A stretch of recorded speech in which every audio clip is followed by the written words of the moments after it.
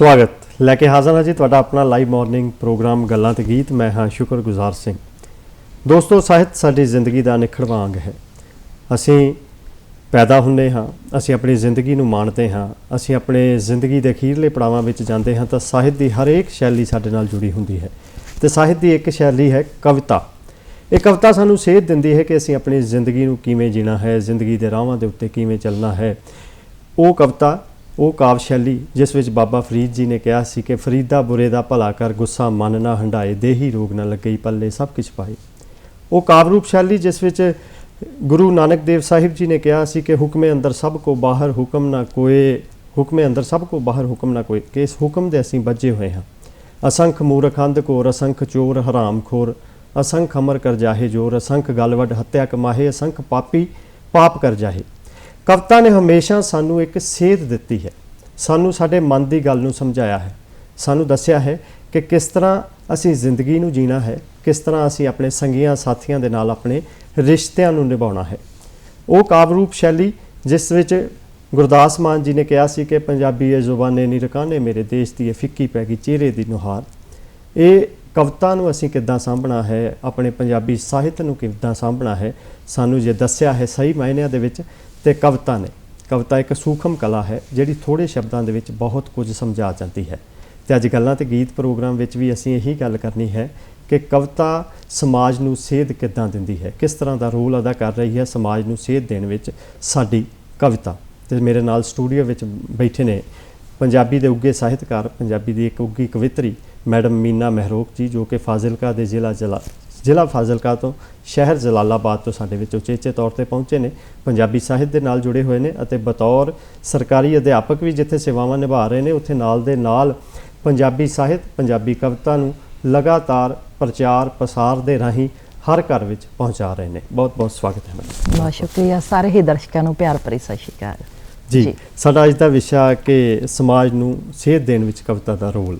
कविता साडे नाल जुड़ी हुई है, जिवें मैं गल कीती कि चाहे बचपन की गल हो जाए, चाहे जवानी की गल हो जाए, तो चाहे असीं अपने जिंदगी के अगले पड़ावां की गल कर लीए, किसी ना किसी रूप में कविता साडे विच आ जाती है। बिल्कुल। वो भी समा हुंदा सी कि जेकर असीं पुराने समयां दे विच जाइए तो परिवारां दे विच काव्य रूप शैली दे विच ही गल हुंदी सी, एक दूजे नूं सुनेहे भी कविता विच दित्ते जांदे सन जी। कविता ते समाज दा आपसी रिश्ता की है, तुसीं इस नूं किवें दसदे हो जी?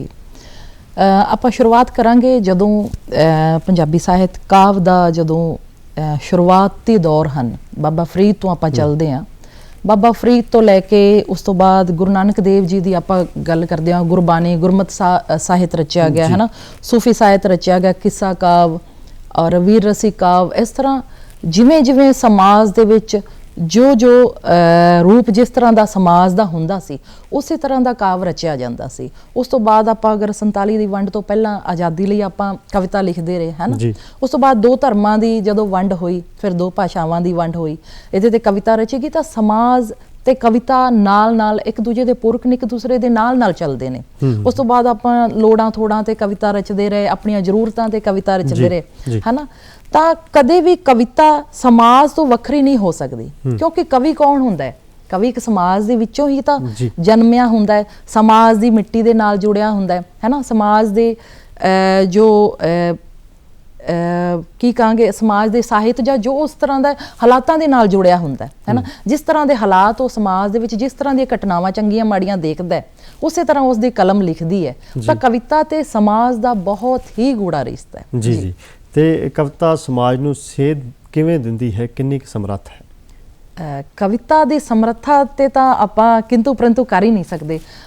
ਮੈਂ ਗੱਲ ਉੱਥੋਂ ਫਿਰ ਸ਼ੁਰੂ ਕਰਾਂਗੀ ਕਿ ਸਮਾਜ ਤੇ ਕਵਿਤਾ ਦਾ ਬਹੁਤ ਗੂੜਾ ਰਿਸ਼ਤਾ ਹੈ।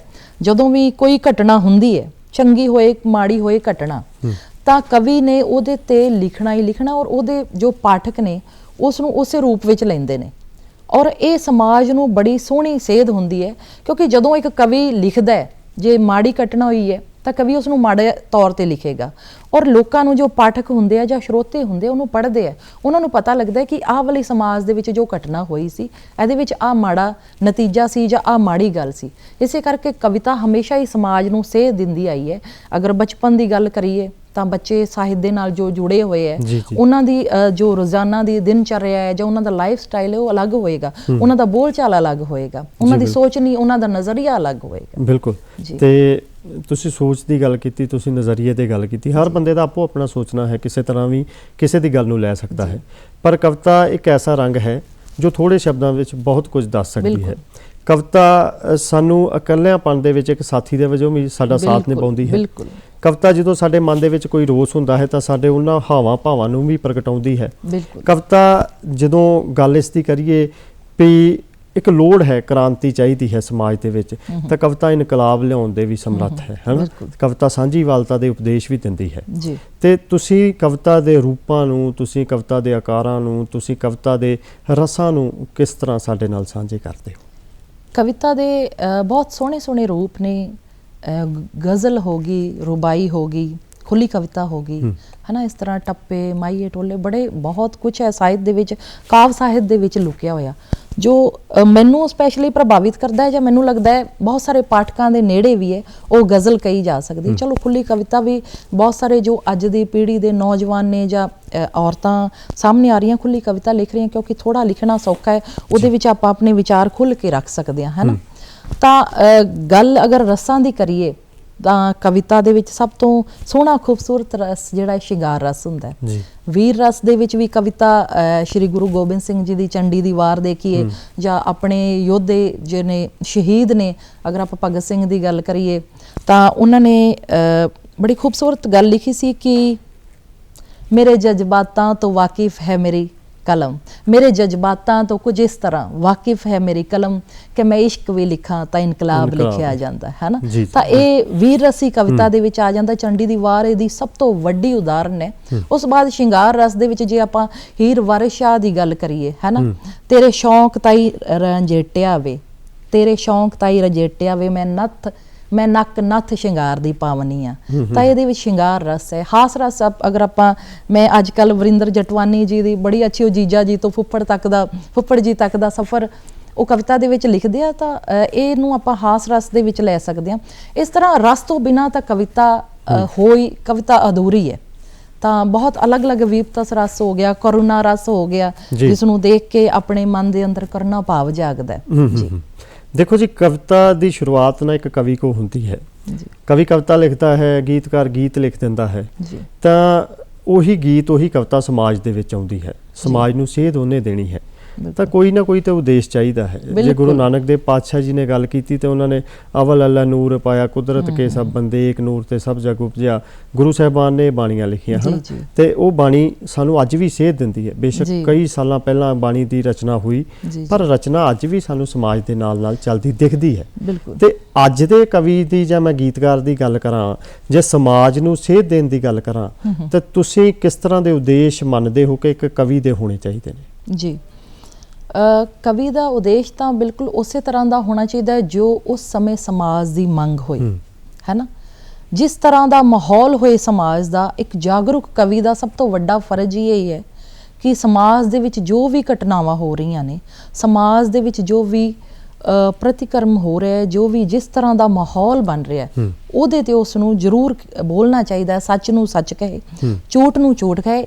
ਇੱਕ ਕਵੀ ਦੇ ਅੰਦਰ ਇੰਨਾ ਡੇਰ ਹੋਣਾ ਚਾਹੀਦਾ, ਇੰਨਾ ਜਜ਼ਬਾ ਹੋਣਾ ਚਾਹੀਦਾ ਹੈ। ਜਿਸ ਤਰ੍ਹਾਂ ਅਗਰ ਤੁਸੀਂ ਕਵਿਤਾ ਦੇ ਗੱਲ ਕੀਤੀ, ਕਿ ਮੇਰੀ ਇੱਕ ਕਵਿਤਾ ਮੈਨੂੰ ਯਾਦ ਆ ਰਹੀ ਹੈ, ਮੈਂ ਕੁੜੀਆਂ ਬਾਰੇ ਲਿਖੀ ਸੀ ਕਿ ਤੁਸੀਂ ਸ਼ੇਰਾਂ ਦੀਆਂ ਬੱਚੀਆਂ, ਹੈ ਨਾ ਡਰ ਕੇ ਰਹਿਓ, ਤੁਸੀਂ ਸ਼ੇਰਾਂ ਦੀਆਂ ਬੱਚੀਆਂ ਨਾ ਡਰ ਕੇ ਰਹੋ। ਇਸ ਤਰ੍ਹਾਂ ਮੈਂ ਇੱਕ ਕੁੜੀਆਂ ਨੂੰ ਸ਼ੇਰ ਬਣਨ ਦੀ ਉਹਨਾਂ ਨੂੰ ਨਸੀਹਤ ਦਿੰਨੀ ਆ।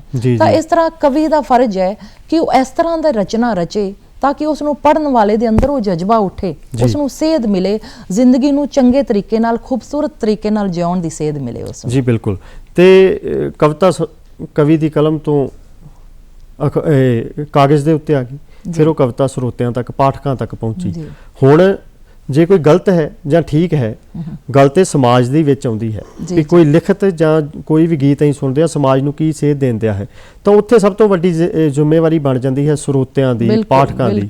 ਤੇ ਤੁਸੀਂ ਸਰੋਤਿਆਂ ਦੀ, ਪਾਠਕਾਂ ਦੀ ਜ਼ਿੰਮੇਵਾਰੀ ਨੂੰ, ਕਵਿਤਾ ਨੂੰ ਲੈ ਕੇ ਤੇ ਇਸ ਸਮਾਜ ਨੂੰ ਦੇ ਸੰਦਰਭ ਨੂੰ ਲੈ ਕੇ ਕਿਵੇਂ ਵੇਖਦੇ ਹੋ? ਦੇਖੋ, ਜਦੋਂ ਪਹਿਲੇ ਸਾਹਿਤ ਰਚਿਆ ਜਾਂਦਾ ਸੀ ਤਾਂ ਪਹਿਲੇ ਸਾਹਿਤ ਕਿਤਾਬਾਂ ਰਾਹੀਂ, ਪ੍ਰਕਾਸ਼ਿਤ ਹੋ ਕੇ ਮੈਗਜ਼ੀਨ ਰਾਹੀਂ ਸਾਡੇ ਕੋਲ ਪਹੁੰਚਦਾ ਸੀ ਜੀ ਜੀ ਜਿਸ ਤੇ ਆਪਾਂ ਕਿਰਿਆ ਪ੍ਰਤੀਕਿਰਿਆ ਕਰ ਨਹੀਂ ਸਕਦੇ ਸੀ। ਆਪਾਂ ਬਾਅਦ ਵਿੱਚ ਸੁਨੇਹਾ ਲਾਉਣਾ ਕਿ ਭਾਈ ਤੂੰ ਆ ਗੱਲ ਸਹੀ ਨਹੀਂ ਲਿਖੀ ਕਿਤਾਬ ਦੇ ਵਿੱਚ, ਜਾਂ ਤੇਰੀ ਗੱਲ ਮਾੜੀ ਹੈ ਨਾ।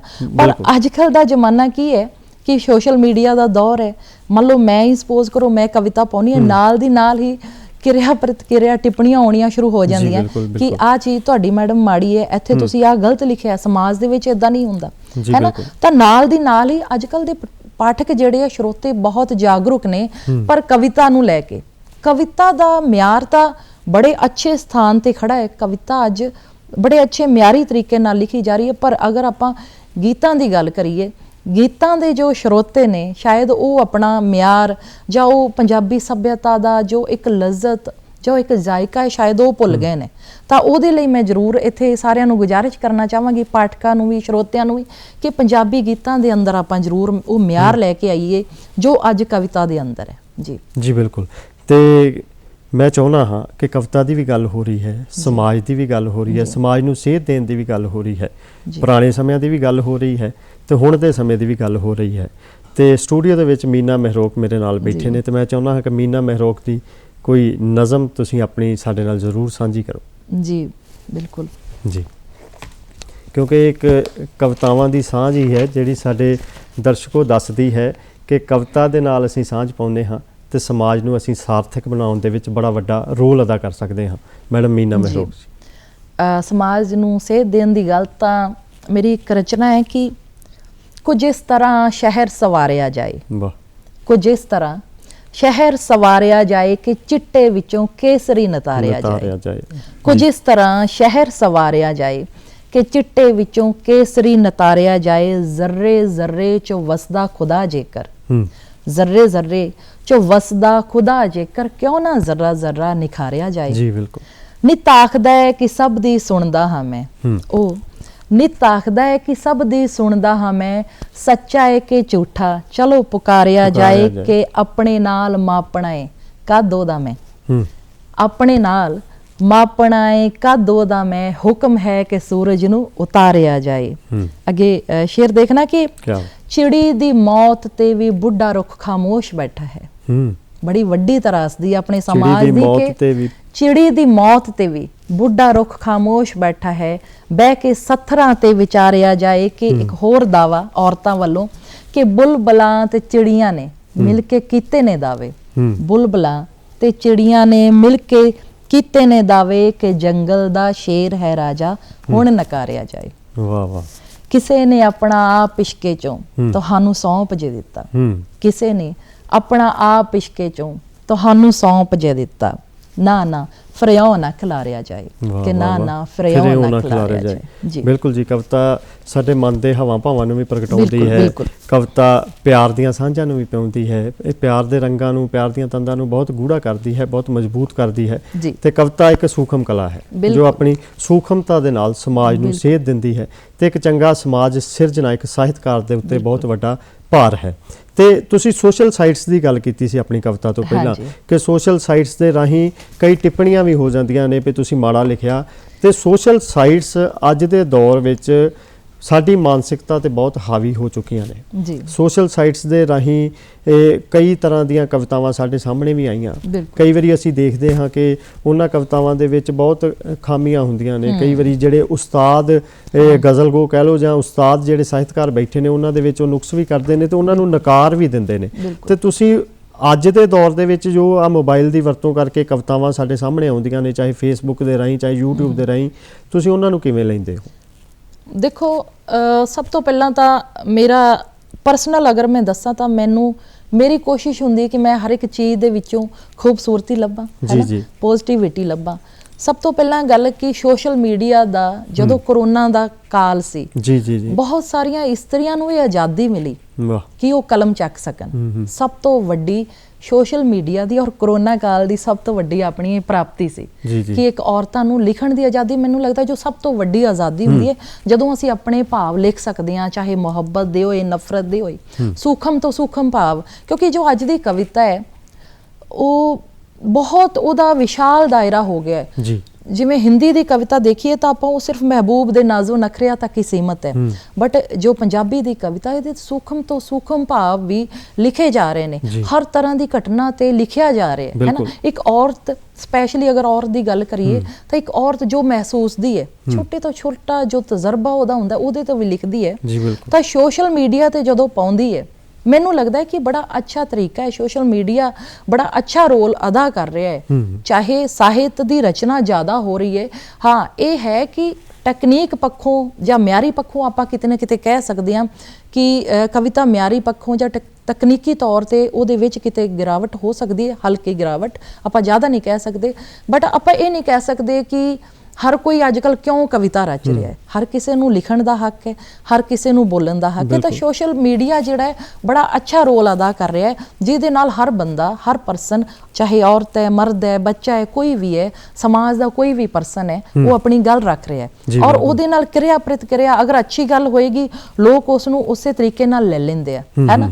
ਅਗਰ ਮਾੜੀ ਗੱਲ ਹੋਏਗੀ, ਅਗਰ ਮੈਂ ਹੀ ਮੰਨ ਲਓ ਮੈਂ ਕੁਝ ਗਲਤ ਸੋਸ਼ਲ ਮੀਡੀਆ ਤੇ ਪਾਵਾਂਗੀ ਜਾਂ ਕਵਿਤਾ ਨੂੰ ਮਿਆਰੀ ਰੂਪ ਦੀ ਨਾ ਹੋਏਗੀ, ਤਾਂ ਜ਼ਾਹਿਰ ਜੀ ਗੱਲ ਹੈ ਜੋ ਵੱਡੇ ਆਪਣੇ ਸਾਹਿਤ ਦੇ ਵੱਡੇ ਨਾਮ ਨੇ ਉਹ ਉੱਥੇ ਆਉਣਗੇ। ਕਈ ਅੱਛੇ ਨਾਮ ਨੇ ਉਹ ਮੈਨੂੰ ਇਨਬਾਕਸ ਵਿੱਚ ਆ ਕੇ ਦੱਸਦੇ ਆ ਕਿ ਮੀਨਾ ਤੇਰੀਆਂ ਇੱਥੇ ਗਲਤੀਆਂ, ਕਈ ਉੱਥੇ ਵੀ ਪ੍ਰਤੀਕਿਰਿਆ ਕਰ ਦਿੰਦੇ। ਤਾਂ ਮੈਨੂੰ ਲੱਗਦਾ ਕਿ ਸੋਸ਼ਲ ਮੀਡੀਆ ਬੜਾ ਅੱਛਾ ਤਰੀਕਾ ਹੈ ਸਿੱਖਣ ਦਾ, ਸਿਖਾਉਣ ਦਾ, ਪੜ੍ਹਨ ਦਾ, ਪੜ੍ਹਾਉਣ ਦਾ। ਜੀ, ਤੇ ਇੱਕ ਇੰਗਲਿਸ਼ ਦੀ ਪ੍ਰਵਰਬ ਹੈ ਕਿ youth R the builders of the nation, ਠੀਕ ਹੈ ਨਾ। ਇੱਕ ਨੌਜਵਾਨ ਇਹ ਹਵਾਵਾਂ ਬਦਲ ਸਕਦਾ ਹੈ ਸਮਾਜ ਦੀਆਂ, ਤੇ ਨੌਜਵਾਨ ਅੱਜ ਲਿਖ ਵੀ ਰਿਹਾ ਹੈ। ਨੌਜਵਾਨ ਚਾਹੇ ਇੱਕ ਕਵੀ ਵੀ ਹੈ, ਕਹਾਣੀਕਾਰ ਵੀ ਹੈ, ਨੌਜਵਾਨ ਵਾਰਤਕ ਵੀ ਲਿਖ ਰਿਹਾ ਹੈ, ਨੌਜਵਾਨ ਇੱਥੋਂ ਤੱਕ ਕਿ ਵੱਡੀਆਂ ਵੱਡੀਆਂ ਇਕਾਂਗੀਆਂ ਵੀ ਲਿਖੀਆਂ ਜਾ ਰਹੀਆਂ ਨੇ, ਠੀਕ ਹੈ ਨਾ ਜੀ। ਤੇ ਪਰ ਨੌਜਵਾਨ ਦੇ ਵਿੱਚ ਕਿਤੇ ਨਾ ਕਿਤੇ ਨਿਰਾਸ਼ਾ ਇਹ ਹੈ ਕਿ ਮੈਨੂੰ ਸਰੋਤੇ ਦੇ ਤੌਰ ਤੇ ਸੱਦ ਲਿਆ ਜਾਂਦਾ ਹੈ, ਪਰ ਬਤੌਰ ਬੁਲਾਰੇ ਦੇ ਤੌਰ ਤੇ ਮੈਨੂੰ ਨਹੀਂ ਬੁਲਾਇਆ ਜਾਂਦਾ। ਜਦੋਂ ਤੱਕ ਇੱਕ ਨੌਜਵਾਨ ਦੇ ਵਿਚਾਰ ਅਸੀਂ ਮਾਈਕ ਦੇ ਰਾਹੀਂ ਨਹੀਂ ਸੁਣਦੇ ਤਾਂ ਨਹੀਂ ਪਤਾ ਲੱਗੇਗਾ ਵੀ ਜੋ ਸਥਾਪਿਤ ਨੇ ਜਾਂ ਜਿਨ੍ਹਾਂ ਨੇ ਬਹੁਤ ਕੁਝ ਲਿਖਿਆ ਹੈ ਉਹਨਾਂ ਦੇ ਵਿਚਾਰ ਉਸ ਨੌਜਵਾਨ ਦੇ ਮਨ ਤੇ ਅਟੈਕ ਕੀਤੇ ਕਿ ਨਹੀਂ। ਜੀ, ਸਭ ਤੋਂ ਪਹਿਲਾਂ ਤਾਂ ਗੱਲ ਆਪਣੇ ਸਮਾਜ ਦੀ ਕੀ ਹੈ ਕਿ ਹਰ ਬੰਦਾ ਹੀ ਇੱਥੇ ਬੋਲਣਾ ਚਾਹੁੰਦਾ ਹੈ, ਕੋਈ ਵੀ ਸੁਣਨ ਨੂੰ ਤਿਆਰ ਹੀ ਨਹੀਂ ਹੈ। ਸਿਰਫ ਕਵੀ ਦੀ ਨਹੀਂ ਆਪਾਂ ਗੱਲ ਕਰਾਂਗੇ, ਇੱਕ ਇਨਸਾਨ, ਕੋਈ ਵੀ ਮਨੁੱਖ ਹੈ, ਚਾਹੇ ਔਰਤ ਹੈ, ਮਰਦ ਹੈ, ਹਰ ਇਨਸਾਨ ਚਾਹੁੰਦਾ ਹੈ ਕਿ ਮੈਂ ਬੋਲਾਂ ਔਰ ਲੋਕ ਮੈਨੂੰ ਸੁਣਨ, ਜਦ ਕਿ ਇਹ ਕਿਸੇ ਤਰੀਕੇ ਨਾਲ ਵੀ ਸੰਭਵ ਨਹੀਂ। ਜਦੋਂ ਤੱਕ ਆਪਾਂ ਚੰਗੇ ਸਰੋਤਾ ਨਹੀਂ ਬਣਾਂਗੇ, ਚੰਗੇ ਪਾਠਕ ਨਹੀਂ ਬਣਾਂਗੇ, ਆਪਾਂ ਚੰਗੇ ਵਕਤਾ ਜਾਂ ਚੰਗੇ ਸਪੀਕਰ ਨਹੀਂ ਬਣ ਸਕਦੇ, ਹੈ ਨਾ। ਅਗਰ ਨੌਜਵਾਨਾਂ ਦੇ ਵਿੱਚ ਇਹ ਨਿਰਾਸ਼ਤਾ ਹੈ ਤਾਂ ਉਹਨਾਂ ਨੂੰ ਚਾਹੀਦਾ ਹੈ ਕਿ ਆਪਣੇ ਹੁਨਰ ਤੇ, ਆਪਣੇ ਹੁਨਰ ਨੂੰ ਹੋਰ ਜ਼ਿਆਦਾ ਤਰਾਸ਼ਣ, ਹੈ ਨਾ, ਆਪਣੇ ਬੋਲਣ ਦੇ ਲਹਿਜ਼ੇ ਦੇ ਵਿੱਚ, ਆਪਣੇ ਕਲਮ ਦੇ ਵਿੱਚ ਹੋਰ ਨਿਖਾਰ ਲਿਆਉਣ।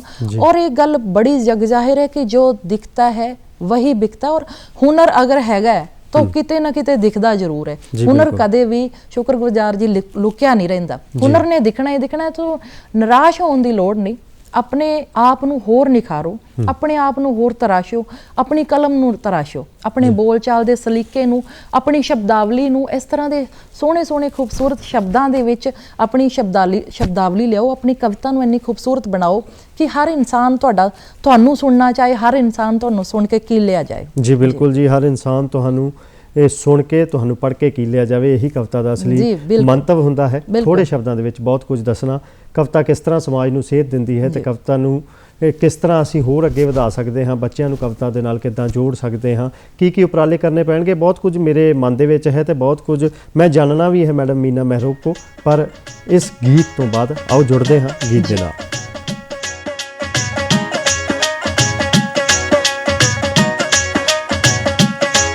ਕੰਨੀ ਮੁੰਦਰਾ ਪਾਮੀਨਾ ਇਸ਼ਕ ਵਿੱਚ ਲੁੱਟਿਆ ਜਾਮੀਨਾ, ਕੰਨੀ ਮੁੰਦਰਾ ਪਾਮੀਨਾ ਇਸ਼ਕ ਵਿੱਚ ਲੁੱਟਿਆ ਜਾਮੀਨਾ, ਕੰਡੀਆਂ ਵਾਲੇ ਰਾਹ ਤੇ ਸੱਜਣਾ,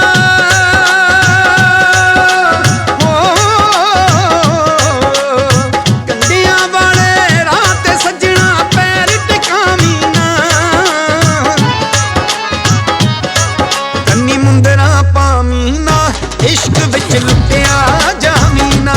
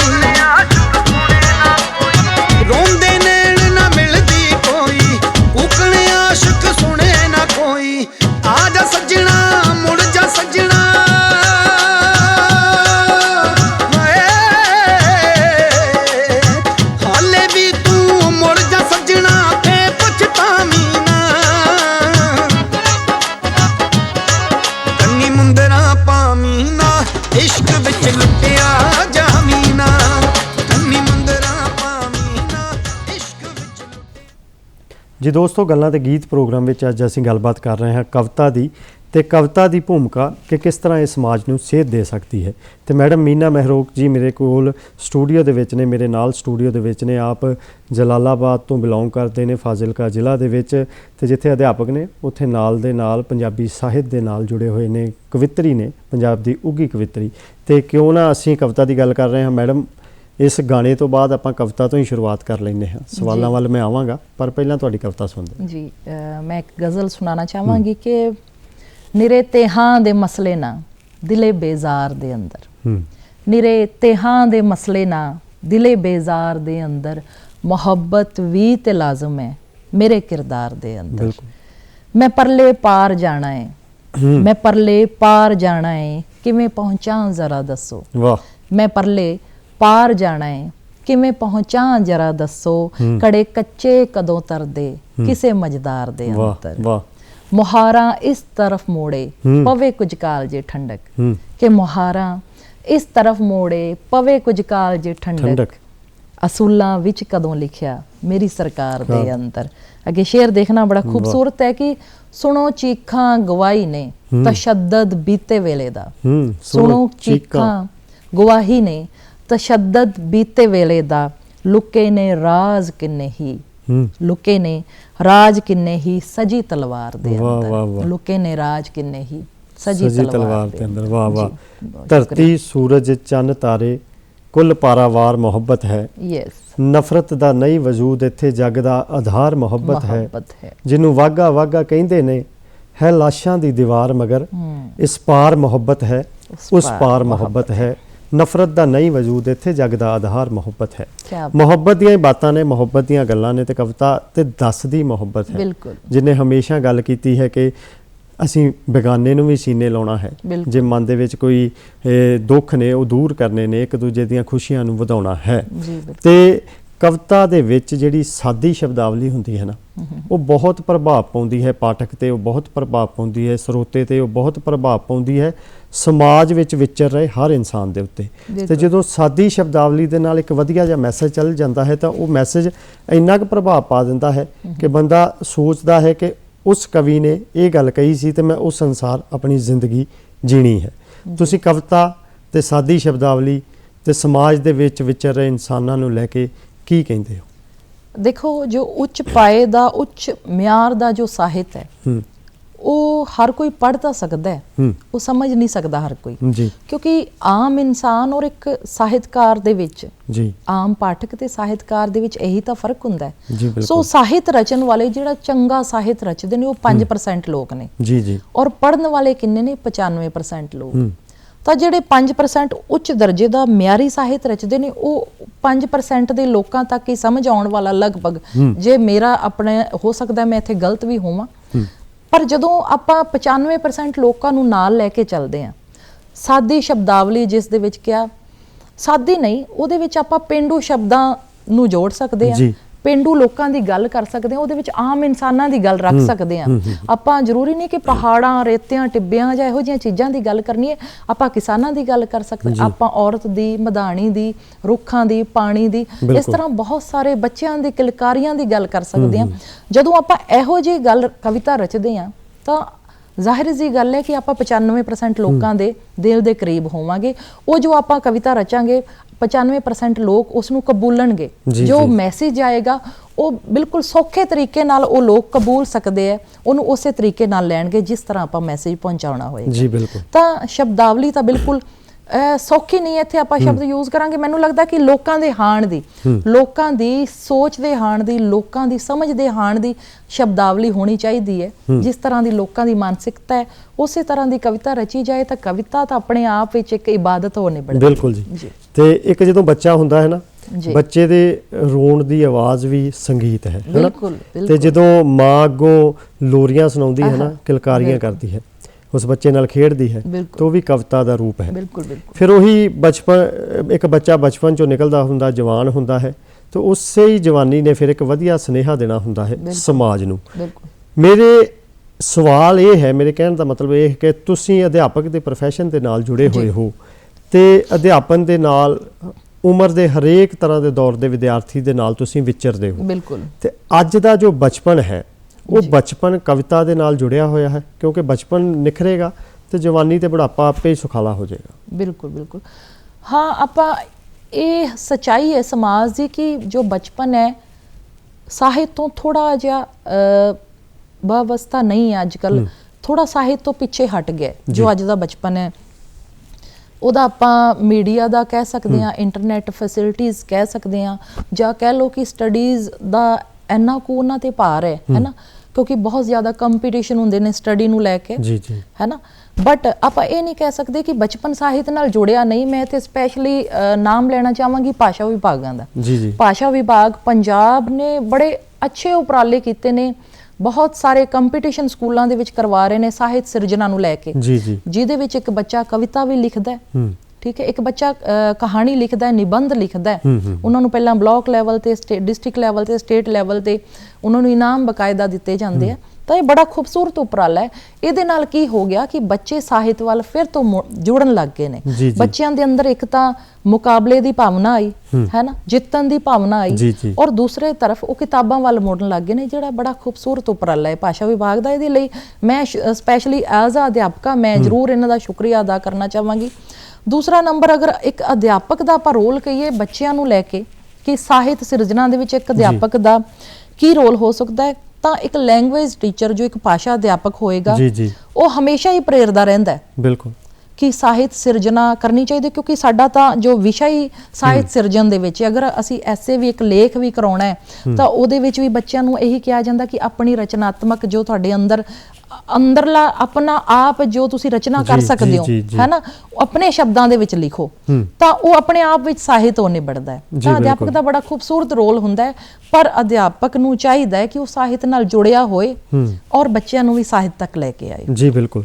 ਤੇ ਇੱਕ ਸਮਾਂ ਉਹ ਹੁੰਦਾ ਸੀ ਜਦੋਂ ਸਕੂਲਾਂ ਦੇ ਵਿੱਚ ਗੱਲ ਕਰੀਏ ਨਾ ਤੇ ਬਾਲ ਸਭਾਵਾਂ ਲੱਗਦੀਆਂ ਸਨ, ਤੇ ਬਾਲ ਸਭਾਵਾਂ ਦੇ ਵਿੱਚ ਮਾਪਿਆਂ ਨੇ ਵੀ ਇੱਕ ਬੜੇ ਨਾ ਜੋਸ਼ੋ ਖਰੋਸ਼ ਦੇ ਨਾਲ ਆਪਣੇ ਬੱਚੇ ਨੂੰ ਕਵਿਤਾ ਕੋਈ ਲੱਭ ਕੇ ਜਾਂ ਪੁਰਾਣੇ ਸਾਹਿਤਕਾਰ ਦੀ ਕਵਿਤਾ ਲੱਭ ਕੇ ਦੇਣੀ, ਤੇ ਫਿਰ ਬੱਚੇ ਨੇ ਜਦੋਂ ਸਕੂਲ ਦੇ ਵਿੱਚ ਉਹ ਬਾਲ ਸਭਾ ਦੇ ਵਿੱਚ ਪੜ੍ਹਨੀ ਤੇ ਬੱਚੇ ਤੇ ਪ੍ਰਭਾਵ ਪੈਂਦਾ ਹੀ ਸੀ। ਫਿਰ ਜਿਹੜੇ ਬੱਚੇ ਅੱਗੇ ਬੈਠੇ ਹੁੰਦੇ ਸੀ ਉਹਨਾਂ ਦੇ ਵਿੱਚ ਵੀ ਪ੍ਰਭਾਵ ਪੈਂਦਾ ਸੀ, ਚਾਹੇ ਉਹ ਅਦਾਕਾਰੀ ਦਾ ਹੋਵੇ ਤੇ ਚਾਹੇ ਉਹ ਬੋਲਾਂ ਦਾ ਹੋਵੇ।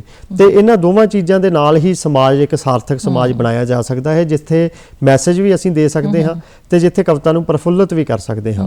ਤੇ ਉਹ ਜੋ ਸਮਾਂ ਸੀ ਬਾਲ ਸਭਾਵਾਂ ਵਾਲਾ, ਤੁਸੀਂ ਅੱਜ ਮਹਿਸੂਸ ਕਰਦੇ ਹੋ ਕਿ ਉਹ ਬਾਲ ਸਭਾਵਾਂ ਦੀ ਅੱਜ ਵੀ ਲੋੜ ਹੈ? ਬਿਲਕੁਲ, ਨਾਮ ਬਦਲ ਗਿਆ ਬਟ ਬਾਲ ਸਭਾਵਾਂ ਅੱਜ ਵੀ ਉਦਾਂ ਹੀ ਬਰਕਰਾਰ ਨੇ।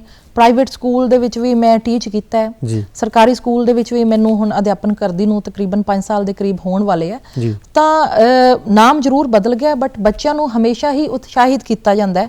ਪੰਜਾਬ ਸਕੂਲ ਸਿੱਖਿਆ ਬੋਰਡ ਵੱਲੋਂ ਬਹੁਤ ਸਾਰੇ, ਜਿਸ ਤਰ੍ਹਾਂ 75 ਸਾਲਾ ਆਜ਼ਾਦੀ ਅੰਮ੍ਰਿਤ ਮਹੋਤਸਵ ਦੀ ਗੱਲ ਹੋ ਗਈ, ਜਾਂ ਆਪਾਂ ਭਾਸ਼ਾ ਵਿਭਾਗ ਦਾ ਮੈਂ ਜ਼ਿਕਰ ਕੀਤਾ ਹੈ, ਜਾਂ ਸਕੂਲਾਂ ਦੇ ਵਿੱਚ ਸਮੇਂ-ਸਮੇਂ ਤੇ ਇਸ ਤਰ੍ਹਾਂ ਦੇ ਮੁਕਾਬਲੇ ਕਰਵਾਏ ਜਾਂਦੇ ਨੇ, ਚਾਹੇ ਕਵਿਤਾ ਨੂੰ ਲੈ ਕੇ ਹੋ ਗਿਆ ਜਾਂ ਲਿਖਣ ਨੂੰ ਲੈ ਕੇ ਹੋ ਗਿਆ, ਇਸ ਤਰ੍ਹਾਂ ਜਾਂ ਕੁਇਜ਼ ਮੁਕਾਬਲੇ ਹੋ ਗਏ, ਗਿਆਨਵਰਧਕ ਮੁਕਾਬਲੇ ਹੋ ਗਏ। ਤਾਂ ਨਾਮ ਜ਼ਰੂਰ ਬਦਲ ਗਿਆ ਬਟ ਈਵਨ ਪਹਿਲਾਂ ਨਾਲੋਂ ਵੀ ਜ਼ਿਆਦਾ ਬੱਚਿਆਂ ਨੂੰ ਸ਼ਾਇਦ ਮੌਕੇ ਮਿਲ ਰਹੇ ਆ। ਜੀ ਜੀ। ਤੇ ਗੁਰੂ ਸਾਹਿਬ ਕਹਿੰਦੇ ਨੇ ਕਿ ਸੋ ਕਿਉ ਮੰਦਾ ਆਖੀਏ ਜਿੱਤ ਜੰਮੇ ਰਾਜਾਨ। ਅੱਜ ਦੀ ਔਰਤ ਇੱਕ ਕਵਿਤਰੀ ਵੀ ਹੈ, ਅੱਜ ਦੀ ਔਰਤ ਇੱਕ ਪਾਠਕ ਵੀ ਹੈ, ਅੱਜ ਦੀ ਔਰਤ ਦਾ ਇੱਕ ਪਾਤਰ ਵੀ ਸਾਡੇ ਸਾਹਮਣੇ ਇੱਕ ਕਵਿਤਾ ਦੇ ਵਿੱਚ ਆ ਰਿਹਾ ਹੈ। ਠੀਕ ਹੈ ਨਾ ਜੀ। ਅੱਜ ਦੀ ਔਰਤ ਚਾਰ ਦੀਵਾਰੀ ਦੇ ਵਿੱਚ ਨਹੀਂ ਹੈ, ਅੱਜ ਦੀ ਔਰਤ ਮਰਦ ਦੇ ਨਾਲ ਮੋਢੇ ਦੇ ਨਾਲ ਮੋਢਾ ਜੋੜ ਕੇ ਘਰ ਦਾ ਵੀ ਜਿੱਥੇ ਕੰਮ ਕਰ ਰਹੀ ਹੈ ਉੱਥੇ ਬਾਹਰ ਸਮਾਜ ਨੂੰ ਵੀ ਚਲਾ ਰਹੀ ਹੈ। ਤੁਸੀਂ ਔਰਤ ਦੇ ਰੋਲ ਨੂੰ ਕਿੱਦਾਂ ਵੇਖਦੇ ਹੋ ਬਤੌਰ ਔਰਤ? ਕਿਉਂਕਿ ਮੀਨਾ ਮਹਿਰੋਕ ਜੀ ਸਾਡੇ ਸਟੂਡੀਓ ਵਿੱਚ ਬੈਠੇ ਨੇ ਤੇ ਮੈਂ ਚਾਹੁੰਦਾ ਹਾਂ ਕਿ ਔਰਤ ਦੇ ਰੋਲ ਨੂੰ ਕਵਿਤਾ ਦੇ ਸੰਦਰਭ ਤੋਂ ਤੇ ਸਮਾਜ ਦੇ ਸੰਦਰਭ ਤੋਂ ਮੈਂ ਜਾਣਨਾ ਚਾਹੁੰਦਾ। ਜੀ, ਪਹਿਲੇ ਤਾਂ ਮੈਂ ਦਰਸ਼ਕਾਂ ਨੂੰ ਇੱਥੇ ਦੱਸਣਾ ਚਾਹਾਂਗੀ, ਬਹੁਤ ਸਾਰੇ ਔਰਤਾਂ ਮੈਂ ਅਕਸਰ ਹੀ ਸੁਣਦੀ ਵੇਖਦੀ ਹਾਂ ਕਿ ਔਰਤ ਅਬਲਾ ਹੈ, ਔਰਤ ਮਰ ਗਈ, ਖਪ ਗਈ। ਬਿਲਕੁਲ ਵੀ ਨਹੀਂ। ਅਗਰ ਮੈਂ ਇੱਥੇ ਬੈਠੀ ਹਾਂ ਜਿਹਦੇ ਪਿੱਛੇ ਮੇਰੇ ਹਸਬੈਂਡ ਦੀ ਸਪੋਰਟ ਹੋ ਸਕਦੀ ਹੈ, ਮੇਰੇ ਪਾਪਾ ਦੀ ਸਪੋਰਟ ਹੋ ਸਕਦੀ ਹੈ ਨਾ, ਤਾਂ ਇਹ ਬਿਲਕੁਲ ਵੀ ਇਸ ਗੱਲ ਨੂੰ ਮੈਂ ਨਕਾਰਦੀ ਹਾਂ ਇੱਥੇ ਬੈਠੀ ਹੋਈ। ਹਾਂ, ਕੁਛ ਇੱਕ ਗਰੀਬ ਤਬਕਾ ਜ਼ਰੂਰ ਹੋ ਸਕਦਾ ਜਾਂ ਜਿੱਥੇ ਅਨਪੜ੍ਹਤਾ ਹੈ, ਅੱਜ ਵੀ ਔਰਤ ਕਿਤੇ ਨਾ ਕਿਤੇ ਸ਼ੋਸ਼ਣ ਦਾ ਸ਼ਿਕਾਰ ਹੋ ਸਕਦੀ ਹੈ, ਹੋ ਰਹੀ ਹੋਏਗੀ, ਬਟ ਇਹ ਨਹੀਂ ਕਿ ਔਰਤ ਅੱਜ ਗੁਲਾਮੀ ਦੀ ਜ਼ਿੰਦਗੀ ਜੀ ਰਹੀ ਹੈ ਜਾਂ ਅੱਜ ਔਰਤ ਚੁੱਲ੍ਹੇ ਦੇ ਮੂਹਰੇ ਬਹਿ ਕੇ ਹੰਝੂ ਵਹਾ ਰਹੀ ਹੈ। ਔਰਤ ਦੇ ਹੱਥ ਦੇ ਵਿੱਚ ਅੱਜ ਕਲਮ ਹੈ। ਤੁਸੀਂ ਫੇਸਬੁੱਕ ਤੇ ਦੇਖੋ ਜਾਂ ਜਿੱਥੇ ਕਵੀ ਦਰਬਾਰ ਹੁੰਦੇ ਆ ਦੇਖਣਾ, ਜ਼ਿਆਦਾ ਔਰਤਾਂ ਦੀ ਸ਼ਮੂਲੀਅਤ ਹੁੰਦੀ ਹੈ ਨਾ। ਤਾਂ ਇਹ ਔਰਤ ਦੀ ਸਭ ਤੋਂ ਵੱਡੀ ਆਜ਼ਾਦੀ ਦਾ ਪ੍ਰਤੀਕ ਹੈ ਕਿ ਉਸ ਨੂੰ ਕਲਮ, ਉਸਦੇ ਚਾਹੇ ਪਰਿਵਾਰ ਨੇ ਉਸ ਨੂੰ ਕਲਮ ਦੀ ਇਜਾਜ਼ਤ ਦਿੱਤੀ, ਸਮਾਜ ਵੱਲੋਂ ਉਸ ਨੂੰ ਇਜਾਜ਼ਤ ਮਿਲੀ ਹੈ ਨਾ। ਸਮਾਜ ਦੇ ਵਿੱਚ ਉਹ ਖੁੱਲ੍ਹ ਕੇ ਆਪਣੀ ਜ਼ਿੰਦਗੀ ਜੀ ਰਹੀ ਹੈ, ਖੁੱਲ੍ਹ ਕੇ ਸਾਹ ਲੈ ਰਹੀ ਹੈ, ਆਪਣੇ ਹੁਨਰ ਨੂੰ ਸਮਾਜ ਦੇ ਸਾਹਮਣੇ ਲਿਆ ਰਹੀ ਹੈ ਨਾ। ਤੇ ਇੱਕ ਔਰਤ ਹੋਣ ਦੇ ਨਾਤੇ ਮੈਂ ਜ਼ਰੂਰ ਔਰਤਾਂ ਨੂੰ ਜ਼ਰੂਰ ਕਹਿਣਾ ਚਾਹਾਂਗੀ ਕਿ ਜੋ ਆਪਾਂ ਨੂੰ ਆਜ਼ਾਦੀ ਮਿਲੀ ਹੈ ਕਲਮ ਦੀ, ਉਹਨੂੰ ਸਹੀ, ਉਹਦਾ ਸਹੀ ਇਸਤੇਮਾਲ ਕਰੋ ਹੈ ਨਾ। ਨਕਾਰਾਤਮਕਤਾ, ਨੈਗੇਟਿਵਿਟੀ ਜਿਹਨੂੰ ਕਹਿੰਦੇ ਨਾ ਫੈਲਾਈਏ, ਆਪਾਂ ਚੰਗੇ ਮਿਆਰੀ ਸਾਹਿਤ ਦੀ ਰਚਨਾ ਕਰੀਏ। ਅਗਰ ਆਪਾਂ ਮੰਨ ਲਓ ਮੈਂ ਵੀ ਸਿੱਖ ਰਹੀ ਹਾਂ, ਮੈਂ ਹਮੇਸ਼ਾ ਹੀ ਸਿੱਖਣ ਪ੍ਰਕਿਰਿਆ ਦੇ ਵਿੱਚ ਰਹਿੰਦੀ ਹਾਂ। ਆਪਾਂ ਅਗਰ ਅੱਛਾ ਸਾਹਿਤ ਨਹੀਂ ਸਿਰਜ ਸਕਦੇ, ਆਪਾਂ ਕੋਸ਼ਿਸ਼ ਕਰੀਏ ਅੱਛਾ ਸਾਹਿਤ ਸਿਰਜਣ ਦੀ ਹੈ ਨਾ। ਕੋਈ ਉਸਤਾਦ ਧਾਰੀਏ ਜਾਂ ਕਿਤਾਬਾਂ ਪੜ੍ਹੀਏ, ਤਾਂ ਆਪਣੀ ਜੋ ਆਜ਼ਾਦੀ ਹੈ ਉਹਦਾ ਗਲਤ ਫਾਇਦਾ ਨਾ ਉਠਾਈਏ। ਆਪਣੀ ਆਜ਼ਾਦੀ ਨੂੰ ਬਹੁਤ ਖੂਬਸੂਰਤ ਤਰੀਕੇ ਦੇ ਨਾਲ ਸਮਾਜ ਨੂੰ ਸੇਧ ਦੇਣ ਦੇ ਲਈ ਉਪਯੋਗ ਕਰੀਏ ਜੀ।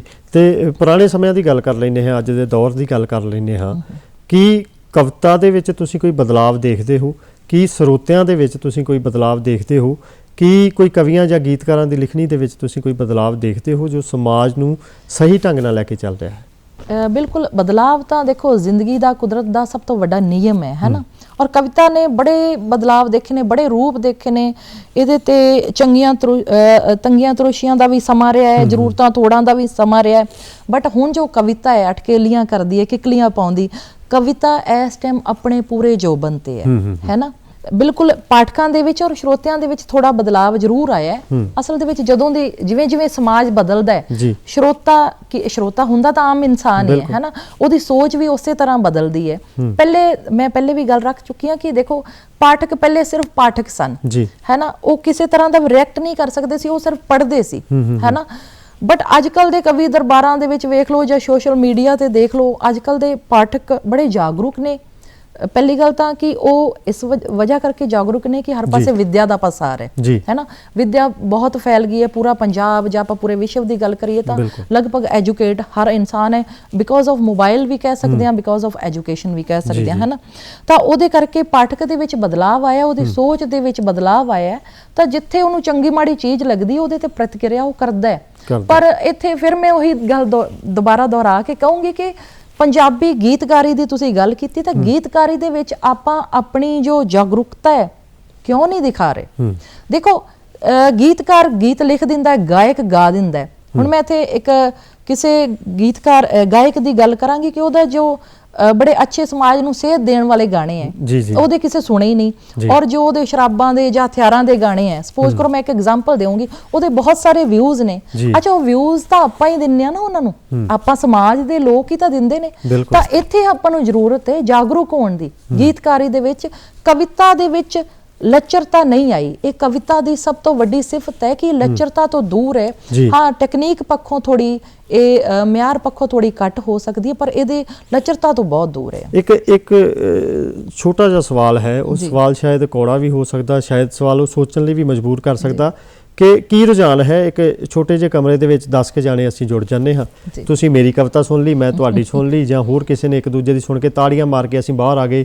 ਅਗਲੇ ਦਿਨ ਅਖਬਾਰਾਂ ਦੇ ਵਿੱਚ ਲਿਖਾ ਦਿੱਤਾ ਕਿ ਇੰਨੇ ਸਾਹਿਤਕਾਰ ਇਕੱਠੇ ਹੋਏ। ਕੀ ਇਸ ਤਰ੍ਹਾਂ ਦੀ ਸੁਣਨੀ, ਲਿਖਣੀ, ਬੋਲਣੀ, ਸੁਣਾਉਣੀ ਸਮਾਜ ਨੂੰ ਕੋਈ ਸੇਧ ਦੇ ਸਕਦੀ ਹੈ? ਦੇਖੋ ਮੈਂ ਪਹਿਲੇ ਵੀ ਕਿਹਾ ਕਿ ਮੈਂ ਹਰ ਇੱਕ ਚੀਜ਼ ਦੇ ਵਿੱਚੋਂ ਪੋਜ਼ਿਟਿਵਿਟੀ ਲੱਭ ਲੈਂਦੀ ਹਾਂ। ਤਾਂ ਆਪਾਂ ਇਹ ਨਹੀਂ ਕਹਾਂਗੇ ਕਿ ਇਹ ਜੋ 10 ਬੰਦਿਆਂ ਦਾ ਕਵੀ ਦਰਬਾਰ ਹੈ, ਇੱਕ ਗੋਲ ਟੇਬਲ ਦੇ ਦੁਆਲੇ ਬੈਠ ਕੇ ਹੈ ਨਾ ਔਰ ਅਖਬਾਰਾਂ ਛਪਾ ਦਿੱਤਾ, ਇਹ ਬੇਅਸਰ ਰਿਹਾ। ਇਹਨੇ ਕੁਛ ਨਾ ਕੁਛ ਅਸਰ ਜ਼ਰੂਰ ਕੀਤਾ ਹੈ। ਹਾਂ, ਇਹਨੇ ਸਮਾਜ ਦੇ ਵਿੱਚ ਬਾਹਰ ਆ ਕੇ ਬਹੁਤ ਸਾਰੇ ਲੋਕਾਂ ਦੀ ਸ਼ਮੂਲੀਅਤ ਨਹੀਂ ਸੀ ਉਹਦੇ ਤੇ ਹੈ ਨਾ, ਉਹਦੇ ਵਿੱਚ ਬਹੁਤ ਸਾਰੇ ਲੋਕਾਂ ਨੂੰ ਮੁਖਾਤਿਬ ਨਹੀਂ ਸੀਗਾ, ਬਹੁਤ ਸਾਰੇ ਲੋਕਾਂ ਤੱਕ ਉਹਨਾਂ ਦੀ ਗੱਲ ਨਹੀਂ ਪਹੁੰਚੀ ਹੋਣੀ। ਪਰ ਆਪਾਂ ਇਹਨਾਂ ਨੂੰ ਇਹ ਨਹੀਂ ਕਹਿ ਸਕਦੇ ਕਿ ਇਹ ਬੇਅਸਰ ਹੋਏ ਨੇ। ਦੇਖੋ ਜੋ 10% ਉਸ ਕਵੀ ਦਰਬਾਰ ਦੇ ਵਿੱਚ ਜਾਂ ਉਸ ਬੈਠਕ ਦੇ ਵਿੱਚ ਸਾਂਝੀ ਬੈਠਕ ਦਾ ਹਿੱਸਾ ਬਣੇ, ਉਹ ਬਾਹਰ ਹਜ਼ਾਰਾਂ ਲੋਕਾਂ ਨੂੰ ਜਾ ਕੇ ਮਿਲਦੇ ਨੇ ਹੈ ਨਾ। ਜੋ ਵੀ ਉਹ ਚੰਗਾ ਮਾੜਾ ਤਜਰਬਾ ਲੈ ਕੇ ਗਏ ਹੋਣਗੇ, ਉਹ ਹਜ਼ਾਰਾਂ ਲੋਕਾਂ ਦੇ ਗੱਲ ਦੇ ਸਾਹਮਣੇ ਆਪਣੀ ਗੱਲ ਰੱਖਣਗੇ। ਔਰ ਖਾਸ ਕਰਕੇ ਇੱਕ ਕਵੀ ਉਹ ਤਾਂ ਪਹਿਲੇ ਹੀ ਬੋਲਣ ਨੂੰ ਤਿਆਰ ਹੁੰਦਾ, ਤੁਹਾਨੂੰ ਪਤਾ ਹੀ। ਬਿਲਕੁਲ। ਤੇ ਦੂਰਦਰਸ਼ਨ ਦਾ ਇਹੀ ਮੰਤਵ ਹੈ ਕਿ ਜਿੱਥੇ ਅਸੀਂ ਮਨੋਰੰਜਨ ਦੀ ਗੱਲ ਕਰਦੇ ਹਾਂ ਉੱਥੇ ਗਿਆਨ ਦੀ ਵੀ ਗੱਲ ਕਰਦੇ ਹਾਂ। ਤੇ ਕਵਿਤਾ ਇੱਕ ਐਸਾ ਵਿਸ਼ਾ ਹੈ ਜਿਸ ਦੇ ਰਾਹੀਂ ਸਮਾਜ ਨੂੰ ਸਿੱਧੀ ਸੇਧ ਦਿੱਤੀ ਜਾ ਸਕਦੀ ਹੈ, ਇੱਕ ਸਾਰਥਕ ਸਮਾਜ ਸਿਰਜਿਆ ਜਾ ਸਕਦਾ ਹੈ। ਥੋੜੇ ਸ਼ਬਦਾਂ ਦੇ ਵਿੱਚ ਅਸੀਂ ਕੀ ਉਪਰਾਲੇ ਕਰ ਸਕਦੇ ਹਾਂ ਕਵਿਤਾ ਦੇ ਨਾਲ ਜੋੜਨ ਲਈ, ਤਾਂ ਜੋ ਸਮਾਜ ਇੱਕ ਚੰਗਾ ਸਮਾਜ ਬਣ ਸਕੇ? ਜੀ, ਸਭ ਤੋਂ ਪਹਿਲਾਂ ਤਾਂ ਆਪਾਂ ਆਪਣੇ ਬਚਪਨ ਨੂੰ ਸਾਹਿਤ ਦੇ ਨਾਲ ਜੋੜੀਏ। ਔਰ ਬਚਪਨ ਸਾਹਿਤ ਦੇ ਨਾਲ ਕਿਸ ਤਰ੍ਹਾਂ ਜੋੜ ਸਕਦਾ ਹੈ, ਕਿਉਂਕਿ ਬਚਪਨ ਆਪਣਾ ਬੀਤ ਰਿਹਾ ਸਕੂਲਾਂ ਦੇ ਵਿੱਚ, ਹੈ ਨਾ, ਤਾਂ ਆਪਾਂ ਉਹਨਾਂ ਨੂੰ ਲਾਇਬ੍ਰੇਰੀਆਂ ਦੇ ਨਾਲ ਜੋੜ ਸਕਦੇ ਹਾਂ। ਅਲੱਗ-ਅਲੱਗ ਮੁਕਾਬਲਿਆਂ ਦੀ ਤਿਆਰੀ ਲਈ ਮਾਂ-ਬਾਪ ਬੱਚਿਆਂ ਦੀ ਹੈਲਪ ਲੈਣ।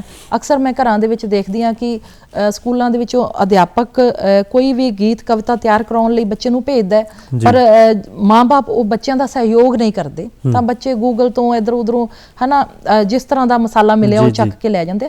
ਤਾਂ ਚੰਗਾ ਸਾਹਿਤ ਲਿਖਣ ਵਿੱਚ, ਰਚਨ ਵਿੱਚ ਔਰ ਬੋਲਣ ਲਈ ਮਾਂ-ਬਾਪ ਦਾ ਸਹਿਯੋਗ ਬਹੁਤ ਵੱਡਾ ਰੋਲ ਹੈ।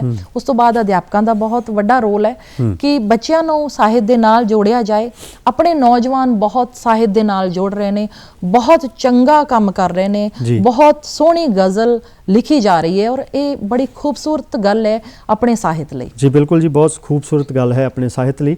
ਮਹਿਕਾਂ ਜੇਕਰ ਚਾਹੁੰਦੇ ਹੋ ਤਾਂ ਬੱਚਿਆਂ ਨੂੰ ਸੰਸਕਾਰ ਦਿਓ, ਹੱਥਾਂ ਦੇ ਵਿੱਚ ਕਲਮ ਦਿਓ, ਨਾ ਵੱਡੀ ਲੰਮੀ ਕਾਰ ਦਿਓ, ਬੁਲਟ ਪਟਾਕੇ ਦੱਸੋ ਨਾ ਹੀ ਸਾਈਕਲ ਜਿਹਾ ਸੰਸਾਰ ਦਿਓ, ਉਹ ਰੁੱਖ ਲਗਾਓ ਰੀਤ ਤਾਂ ਤੋਰੋ, ਹੱਲਾਸ਼ੇਰੀ ਯਾਰ ਦਿਓ।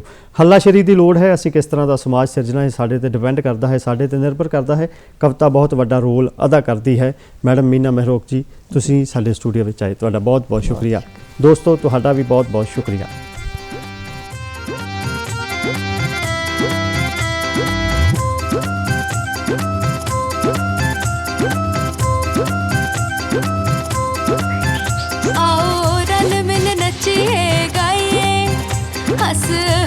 ਅਸੀਂ ਸ਼ਗਨ ਮਨਾਈਏ, ਆਓ ਰਲ ਮਿਲ ਨੱਚੀਏ ਗਾਈਏ, ਹੱਸ ਹੱਸ ਅਸੀਂ ਸ਼ਗਨ ਮਨਾਈਏ, ਨੱਚ ਨੱਚ ਕੇ ਧਰਤੀ ਹਿਲਾਈਏ। ਆਇਆ ਹੈ ਨਵਾਂ ਸਾਲ ਸੋਹਣਿਆ, ਆਇਆ ਹੈ ਨਵਾਂ ਸਾਲ ਸੋਹਣਿਆ, ਆਇਆ ਹੈ ਨਵਾਂ ਸਾਲ ਸੋਹਣਿਆ, ਆਇਆ ਹੈ ਨਵਾਂ ਸਾਲ ਸੋਹਣਿਆ।